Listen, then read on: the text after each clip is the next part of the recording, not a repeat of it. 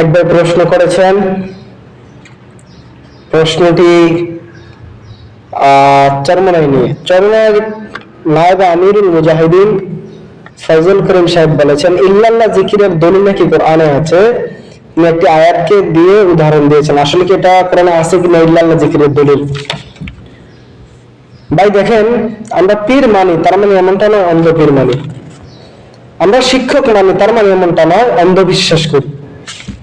দুই ব্যক্তি ছাড়া আমি এবং আমরা কেউ কখনো অন্ধবিশ্বাস করবে না। দুই ব্যক্তির ব্যাপারে শুধু, এক রব্বুল আলামিনের ব্যাপারে আপনি অন্ধবিশ্বাস করতে হবে, দুই রহমাতুল লিল আলামিনের ব্যাপারে, দুই জাহানের বাদশা নবীর ব্যাপারে শুধু, এবং আল্লাহ রাব্বুল আলামিনের ব্যাপারে আপনি অন্ধবিশ্বাস করবেন যে আল্লাহ আছেন, তিনাকে অন্ধবিশ্বাস করলাম।